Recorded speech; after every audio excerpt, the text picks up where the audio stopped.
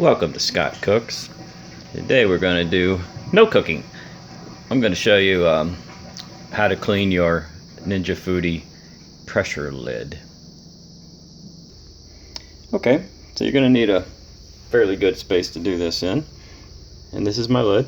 I just used it last night, so it's pretty messed up. Then we're going to show you how to clean this guy up. I'm going to roll it over. And this is a silicone ring, reversible silicone ring. So the first thing you want to do is, without any force whatsoever, you just want to gently pull the silicone ring out.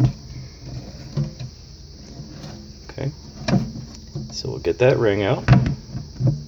We're going to set it aside because we're going to wash that up in a minute. Now, everything we're going to do here is going to be air dried, and none of these parts should ever go into your dishwasher. Okay, so nice and gentle, we just pull everything out. And there you go. As I said, it's reversible, so you can see. So it doesn't matter if you get it mixed up in the sink or flipped around, it doesn't matter. You can go back either way. Now this is a anti-clog cap, which you can see is working very well. And all you do is give it a little squeeze. It is metal, so you're not going to squeeze it. And you just pull it straight up. And you can see that it was just clamped down. Okay, so now that's out. So we can wash that separately. And everything else here is just going to get hand washed with soapy water. Be very careful. Got a couple sharp edges here. And we're just going to soap it up. Then we're going to set out a towel on the counter and let everything air dry. Alright, so we're just going to take a nice soapy sponge. You're going to get down in there and just gently clean around. You can see stuff just coming off real easy. And we'll get in all the little crevices. And when we're done, we'll take our sponge and we'll clean inside and out all around on this silicone ring. See, there's some stuff on it there. It's really important that you want to clean this ring after every use, and your clog cap, because if that gets any further clogged up, the pressure won't release properly. So, oh, and I was saying about the silicone ring, I'm sorry, you want to clean this after every use because food particles like spaghetti sauce gets caught up underneath of it, and that will create odors over time, of course, and could create some unsanitary conditions. So let's go ahead and finish cleaning this up.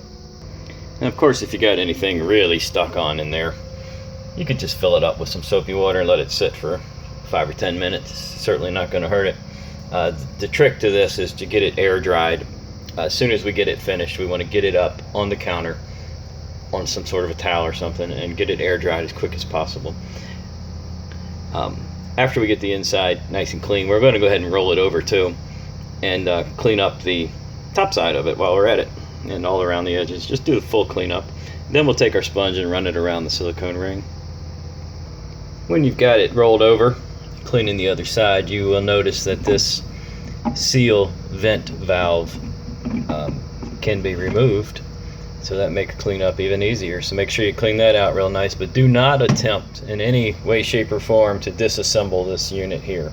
All you're going to do is just pull the lid, pull the seal off, and then put it back when you're finished cleaning. So don't try to get a wrench and undo anything. You could really get yourself hurt doing that.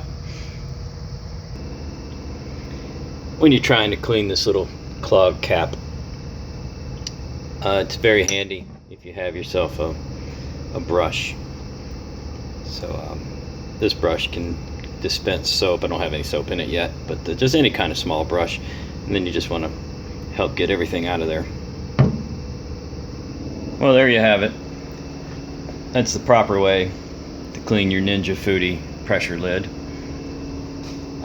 When you put your silicone ring back in after everything is air dried in a couple hours, you just want to gently press it into place. Don't have to get crazy with it.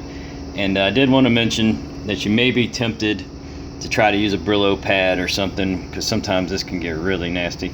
Don't do it. Just, if you have to, just let it soak. You don't want to use a Brillo pad. You don't want to scratch any of these surfaces up. This is an engineered lid, and every piece of it is designed to seal. So you don't want to put any scratches on anything anywhere. And if you notice any damage on your ring over time, you probably just want to stop. Go to the Ninja website and order you a couple rings. They sell, I think, a 2-pack of rings. I mean, this ring should last a long time, but if something happens to it, you don't want to be pressurizing stuff with a messed up lid. Alright guys, if you like this kind of video, please subscribe to my channel. Please leave me some comments. Click the like button and go ahead and click the bell. That way you'll get a little alert next time I put a video out. Take care guys. See you on the next one.